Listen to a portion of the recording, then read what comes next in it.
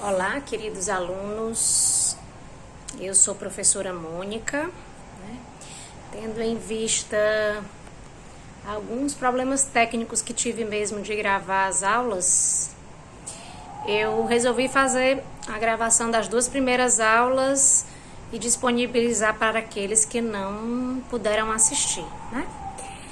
Então, no primeiro dia de aula, o que a gente fez foi o que se deve fazer no primeiro dia de aula, né?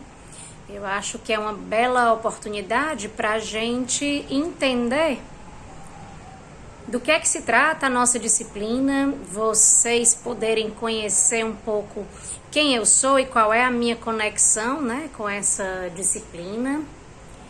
Eu costumo ter uma relação muito próxima com os meus alunos, então, por conta disso, eu pedi que cada aluno se apresentasse e falasse um pouco da sua trajetória, né, dentro do curso de Direito. E aí a gente dividiu a primeira aula em 3 momentos, né? O primeiro, eu expliquei um pouco quem sou eu e qual é a minha conexão com essa disciplina. E aí eu contei que eu estava no último semestre do curso de Direito, na verdade, no último ano do curso de Direito. E eu me sentia mais perdida que segue um tiroteio, sem saber exatamente qual rumo que a minha carreira profissional iria tomar. Isso porque, por onde eu passava, né, em termos de estágio, eu confesso a vocês que eu tinha uma dificuldade muito grande de ver o sentimento de justiça nas pessoas. Naquela época era uma realidade um tanto diferente da realidade que a gente tem hoje, até porque só existia o curso de Direito da Federal e da Unifor, então o número de alunos dentro do curso de Direito era muito reduzido e, consequentemente, acho que praticamente todos os alunos tinham muitas oportunidades de estágio, né? Então eu acabei estagiando em órgãos públicos, acabei estagiando em diversos escritórios privados e era muito difícil perceber o abismo que existia entre o que os meus professores ensinavam na sala de aula e o que verdadeiramente eu conseguia extrair da prática do direito no tocante a um sentimento de justiça. Então, assim, às vezes você via a pessoa que supostamente ganhou a ação judicial completamente revoltada com aquele resultado, né? Isso com uma sentença que demora 3, 5, 10 anos para ser proferida. O auge disso se deu quando eu fui trabalhar num escritório de advocacia da área familiar. E aí foi que eu me dei conta do buraco, do tamanho do abismo que existe entre a teoria e a prática do direito. Então eu lembro que a gente recebeu no escritório uma senhora que chorava muito, né? Ela, quando o advogado disse, me conte a sua história, essa mulher caiu num choro copioso, num choro muito doído. E ela relatou pra gente toda a desgraça da vida dela, né? O marido dela tinha traído ela com uma menina bem mais nova. Ela dizia, eu tô com esse homem desde que eu tenho 16 anos de idade. Como é que eu agora vou levar uma vida sem ele? Eu não tenho trabalho, eu nunca trabalhei, eu não tenho dinheiro, eu não tenho amigos, os amigos que a gente construiu nossas amizades foram construídas todas juntos. Então essa mulher, ela chorou ali todas as dores dela, né? E aí, quando ela saiu da sala, o advogado pediu para que eu colocasse no papel, ou seja, que eu fizesse a petição inicial dela. E aí foi quando eu me dei conta do quão difícil é a gente conseguir traduzir numa linguagem jurídica o que verdadeiramente representa o conflito, né, daquelas pessoas. Então, vocês imaginam que eu abri o computador, tinha lá uma pasta de petições iniciais de direito de família. Eu saí procurando um modelinho mais parecido com o caso da Dona Maria. Saí trocando alguns nomes e supostamente eu estava ali fazendo a petição para traduzir, né, qual era o pleito daquela mulher. Mas um conflito de família não é um conflito essencialmente jurídico, né? Ele tem consequências jurídicas. E aí a gente deu entrada na ação. Quando a gente dá entrada na ação, automaticamente a Dona Maria ela vira autora dessa ação inicial. E, consequentemente, o marido dela é o réu, né? Então, você imagina que só essa nomenclatura por si só, autor e réu, ela é muito inadequada para resolver vários conflitos. Um deles, por exemplo, é o de família. Porque eu estou falando de um casal que tem 3 filhos para criar, mesmo estando separados. Colocar eles em polos adversários e incitar o conflito entre eles pode ser uma estratégia muito destrutiva para a família como um todo, né? E aí, ele recebeu essa ação inicial e respondeu, né? Respondeu atacando todos os argumentos ali. E quando a gente foi para a primeira audiência, na época não se tinha um programa de mediação como a gente tem hoje, que a gente vai estudar aqui ao longo da nossa disciplina. E dentro de um contexto adversarial, se você olhar a própria estrutura física das salas de audiência, é uma estrutura que é difícil você conseguir ter uma postura verdadeiramente amigável, né, entre as partes. Então, você imagina que as salas de audiência são no formato de T. Então, ali no meio fica o juiz, do lado fica a Dona Maria com o advogado dela e do outro lado da mesa fica o seu José com o advogado dele. Ou seja, as pessoas elas são colocadas em lados literalmente opostos. Se você quiser botar 2 pitbulls para brigar, é só você olhar aí na internet como é que é. Um segura um pitbull de um lado, o outro segura o pitbull do outro. Essa é a lógica adversarial, né?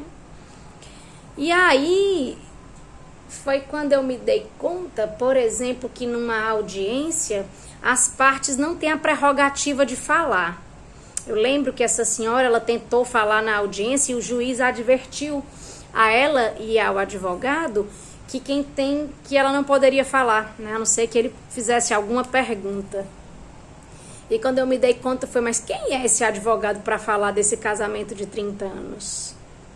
Porque eu vi a quantidade de tempo que ele ficou com ela, ele ficou 15 minutos com ela na vida inteira. Como é que ele pode falar por ela sobre o que ela sente, o que ela pensa, o que é que ela quer sobre esse casamento?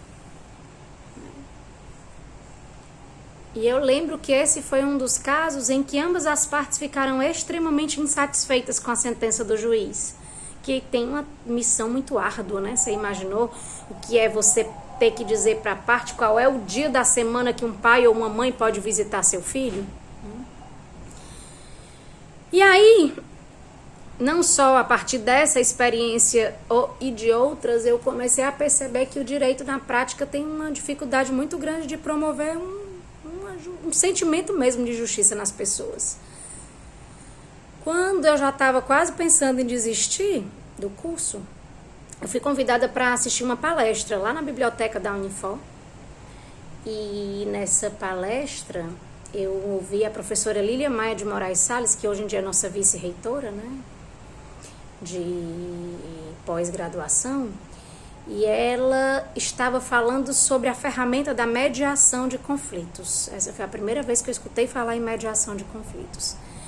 E ela falava de uma justiça mais simples, né? De uma justiça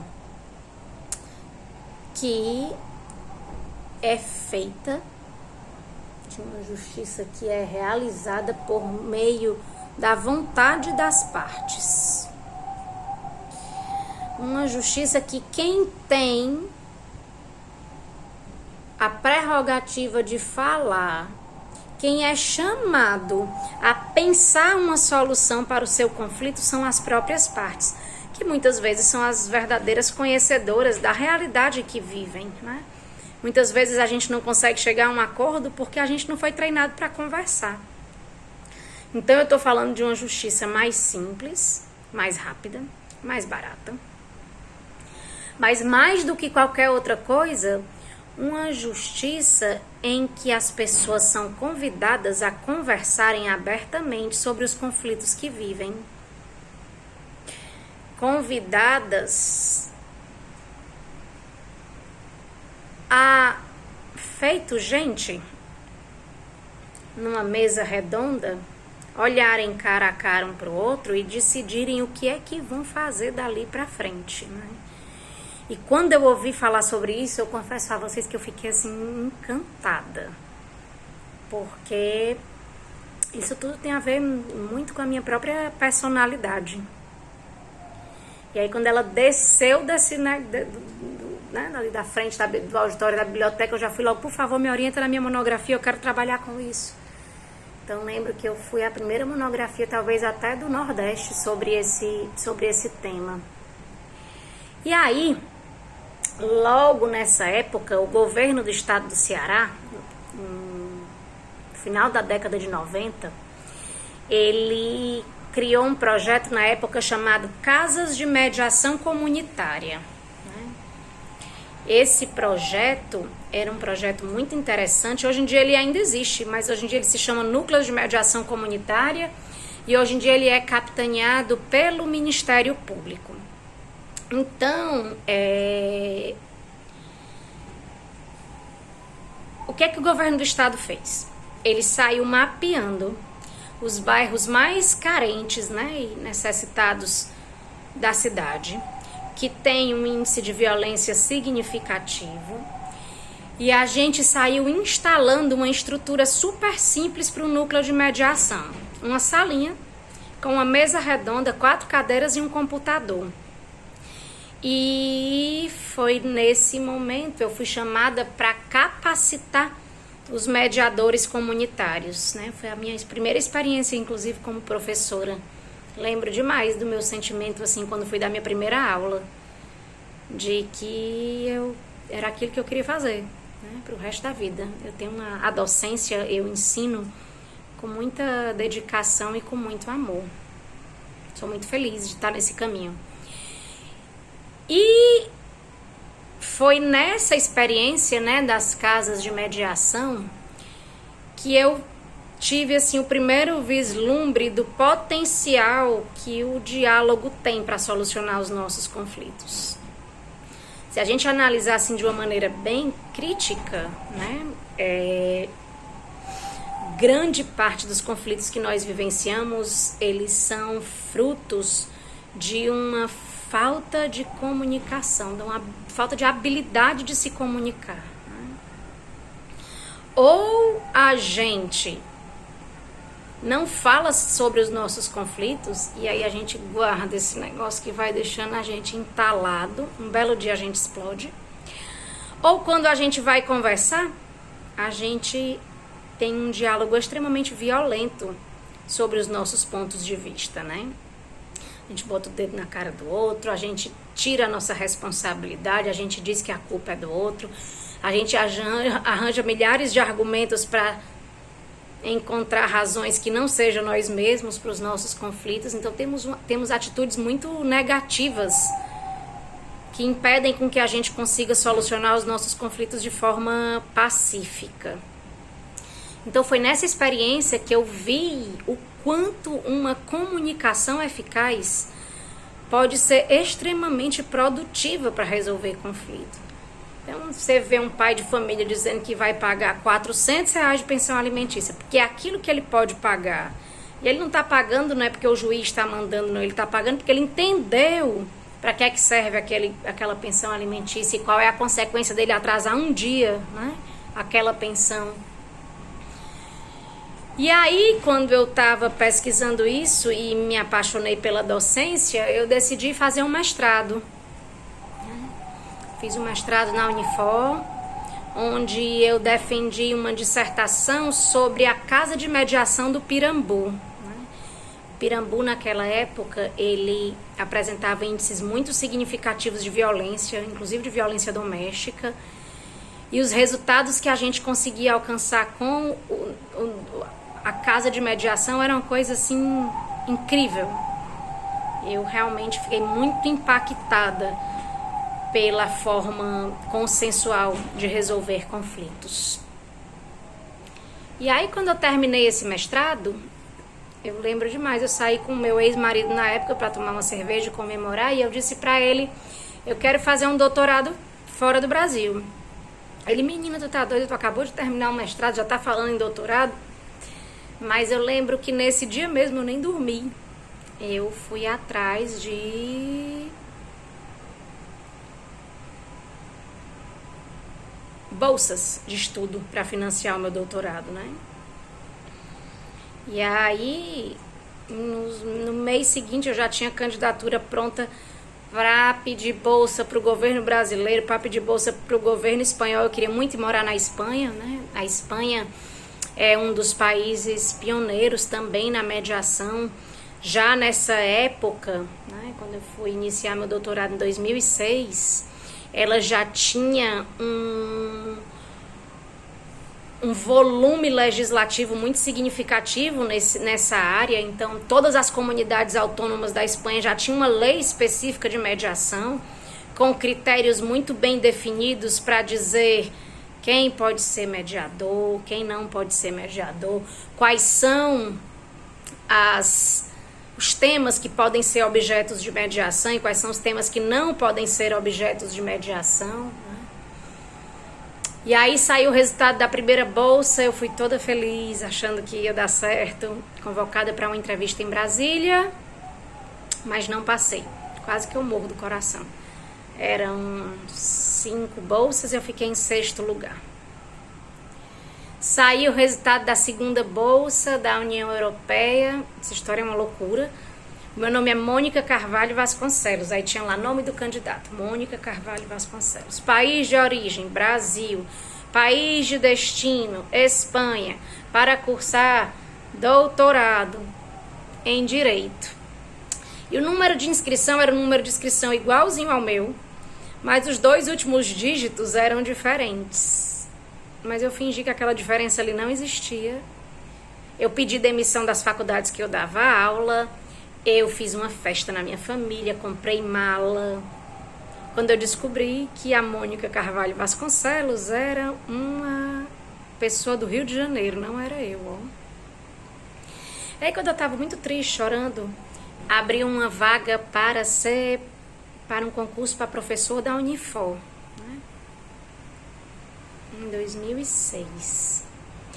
E meu sonho era ser professora da Unifor. Eu tenho um carinho muito grande pela Unifor, né? Eu estudei na minha graduação, estudei no mestrado. Acho incrível, sei de todos os problemas que acontecem ali, mas acho incrível a gente chegar naquele campus, vocês bem sabem do que eu tô falando, e aquele clima universitário, difícil de encontrar em outro lugar. E eu passei num concurso, passei em primeiro lugar, e na época fui convidada para capitanear o projeto de mediação da instituição. Olha que coisa incrível. Isso era igual ao emprego dos meus sonhos. Tipo assim, não só vou ser professora da Unifor, como vou desenvolver um projeto na área que eu entendo, né, que eu gosto. Pois quando eu estava indo dar meu primeiro dia de aula, eu passei na sala dos professores, resolvi sentar só para checar meu e-mail, pois estava lá um e-mail do governo espanhol, né? Eu ganhei a melhor bolsa que tinha na época, fiquei muito feliz. E aí eu passei no concurso, mas no mesmo dia eu pedi demissão. E fui embora para Madrid. Morei 3 anos lá. Tive uma oportunidade de conhecimento acadêmico absurdo, como eu falei anteriormente, né? Nós estamos falando de um país que tem um desenvolvimento de mediação incrível e com projetos muito bem estruturados na área, não só academicamente falando, mas a própria experiência de vida, né? É algo muito incrível poder desfrutar ali daquela vida na Europa e as possibilidades que isso lhe dá em termos de crescimento pessoal. E lá eu estava estudando um tema muito interessante que sequer existia no Brasil, que se chamava mediação intercultural, né? Ou seja, a mediação para resolver conflitos entre pessoas de culturas distintas e, tendo em vista essa diferença cultural, eles saíram fazendo a mesma coisa que foi feita aqui no projeto das casas de mediação, né?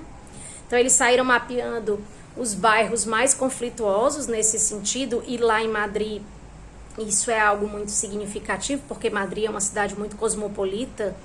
Então você tem a comunidade dos chineses convivendo com a comunidade dos africanos, convivendo com as pessoas do leste europeu, convivendo com os latino-americanos. E foram instaurados centros de mediação nesses bairros mais conflituosos. Então, quando eu já estava assim toda enturmada, já fazendo estágio, já desenvolvendo a minha tese nesse sentido, o meu ex-sogro me ligou pra gente, pra mim e pro meu marido na época, dizendo que a gente precisava voltar a morar no Brasil, né? E aí quem chorou muito fui eu. E eu tava chorando não só por ter que largar aquela vida lá, mas porque já tem um tempo que eu não gosto mais de estudar assim o sexo dos anjos não, sabe? Eu adoro desenvolver projetos em que eu posso meter a mão na massa e investigar na prática se essa ferramenta realmente é uma ferramenta que promove justiça ou não, né? Então eu não estava só largando Madrid, eu estava largando meu projeto de pesquisa.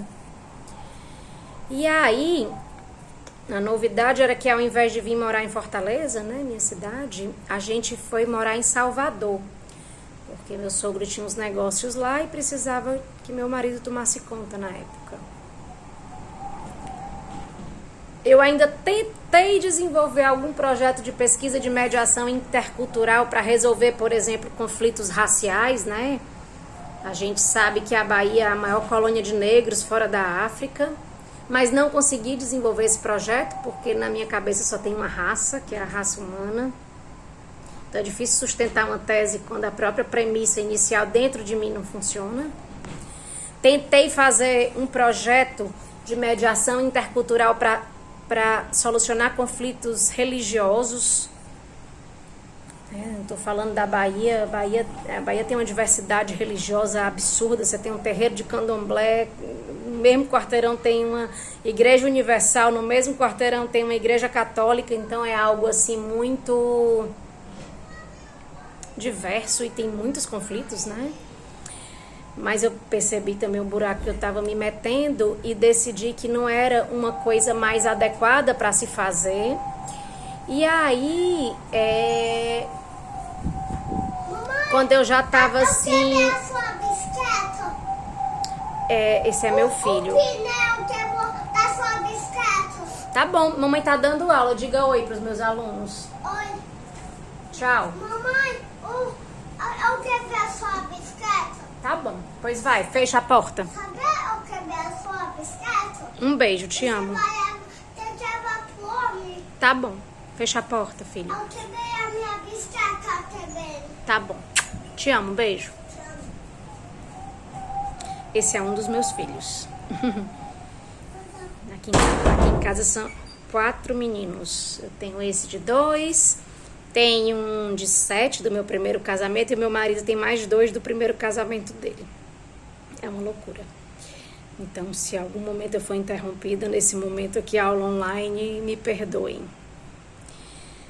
E aí, quando eu já estava chorando, achando que eu não ia conseguir terminar esse doutorado, eu fui convidada pelo Tribunal de Justiça da Bahia para fazer parte de um projeto muito legal, que existe até hoje, chamado Balcão de Justiça e Cidadania.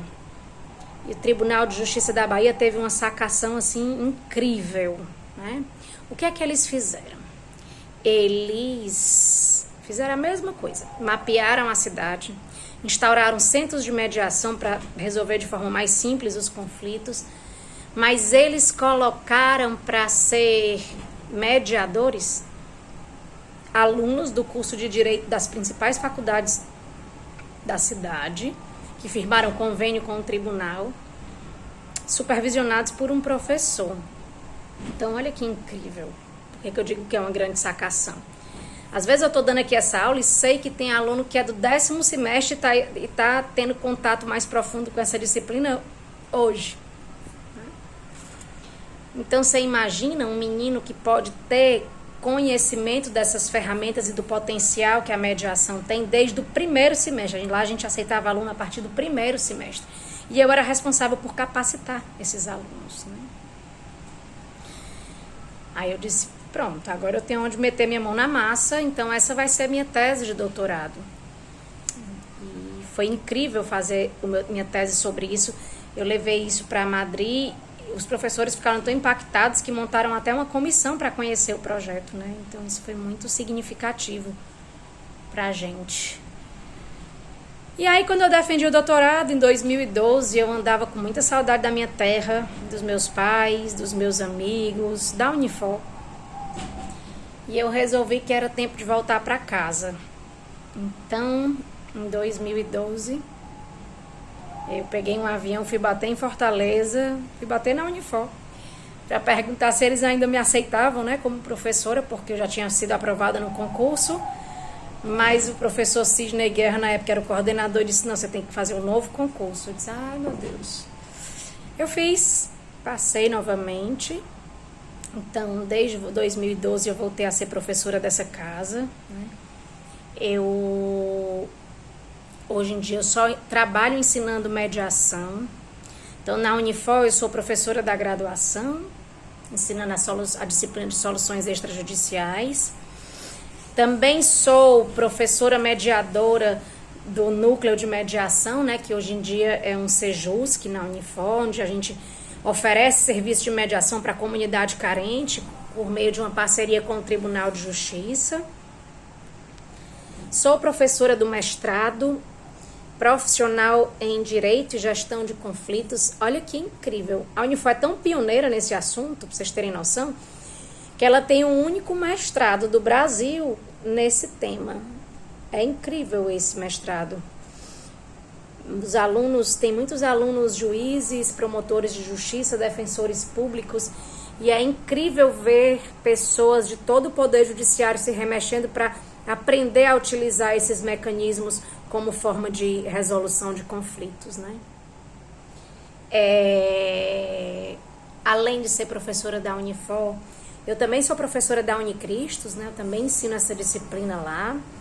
Esse semestre eu pedi até licença de lá para poder me dedicar com mais afinco a uma outra atividade de pesquisa que estou desenvolvendo sobre como incluir atividades de mediação de forma digital dentro do Tribunal de Justiça do Estado do Ceará. Fui convocada para integrar esse projeto que faz parte de uma parceria da Unifor e do Tribunal de Justiça. E é isso. Eu, além disso, também sou mediadora privada, né? Mediadora particular. Eu acho que eu tenho talvez a honra de dizer que nos últimos 10 anos eu não entrei com nenhuma ação judicial e tenho resolvido os conflitos dos meus clientes com base no diálogo. Quando eu não posso resolver, eu passo para algum colega que vá atrás de litigar, né? Acabei levando esse conhecimento para um lado mais extremo da coisa, que foi arranjar uma forma de trabalhar o direito de maneira consensual e ser bem remunerada por isso. Provavelmente esse não será o caminho de muitos de vocês, né? Mas hoje em dia já se sabe que, independentemente da carreira jurídica que vocês escolham, né, Independente, não interessa se você vai ser um juiz, um promotor de justiça, um delegado de polícia. Inevitavelmente, ao longo da sua carreira, em diversas circunstâncias, você vai depender da sua habilidade de negociar. Ou seja, de construir soluções pactuadas, baseadas no acordo para resolver os conflitos. E sim, a gente pode ganhar dinheiro e ser muito bem remunerada por isso, né? Então, ao longo desse semestre, né, será uma honra, certo? Poder compartilhar com vocês um pouco dessa minha trajetória, desse meu conhecimento, né? Hoje em dia, sobretudo desde a Resolução 125 do Conselho Nacional de Justiça, publicada em 2010, estudaremos mais a fundo ao longo dessa disciplina, e do próprio Código de Processo Civil, né, em 2015, esses mecanismos têm se tornado um novo modelo de justiça que se pretende implementar. Se vocês forem pesquisar os sites dos principais órgãos que compõem o sistema de justiça, vocês vão ver de uma maneira muito clara que não se fala em outra coisa a não ser em mediação. Então, o Ministério da Justiça, Conselho Nacional de Justiça, a Organização das Nações Unidas, os tribunais de justiça do país inteiro, o Ministério Público, a Defensoria Pública, estão todos preocupados em colocar esses mecanismos dentro das suas práticas, cientes dos benefícios que elas podem trazer, tá? Então, eu ensino essa disciplina com muito amor. Eu espero que a gente, mesmo nessa modalidade à distância, possa colher, né, bons frutos, e tenho fé que isso é bem possível de acontecer. Tem uma coisa que é interessante desse formato, que é fazer com que o aluno tenha mais liberdade de pesquisar, né? Não seja um mero espectador daquele conhecimento, mas que ele possa ganhar asas da sua imaginação e pesquisar as diversas milhares de fontes que estão disponíveis, certo? Peço, por favor, que só assistam a aula gravada se for realmente necessário. Acho que tem uma qualidade muito superior a gente estar de alguma forma mais conectados ao vivo. Então só deixa para assistir a aula gravada se for estritamente necessário. Em termos de avaliação, nós vamos fazer 3 provas, né? As datas já estão dispostas lá no Unifor Online. Em termos de bibliografia, é difícil eu conseguir lhe dizer apenas um livro que você possa utilizar durante todo o semestre, né? Na verdade, nossas disciplinas são muitos. A nossa disciplina ela tem temas muito. Tocar um sorte meu. Tá, pois vai lá pegar que a mamãe troca pra você. Vai, corre. Mamãe, eu acabei de dar os. Então, em termos de disciplina, de bibliografia, eu vou passar para vocês vários textos ao longo do semestre, né? E vou lhe dizendo qual capítulo que você lê, determina lá no livro, mas é difícil eu lhe dizer um único livro que vai lhe servir para toda a disciplina. Mas tem a Fernanda Tartucci e o Carlos Eduardo de Vasconcelos. São 2 livros que são fáceis de baixar na internet e que podem ajudar vocês nesse processo, certo? Então é isso, meus queridos. Peço que a gente tenha uma dedicação muito especial a essa disciplina, porque temos uma carga horária muito reduzida, né? Só uma aula por semana. Mas no que depender de mim, a gente vai fazer esse tempo de aula ser um tempo muito produtivo, certo? Então, um abraço em todos. Não faltem as aulas online, tá? Até a próxima.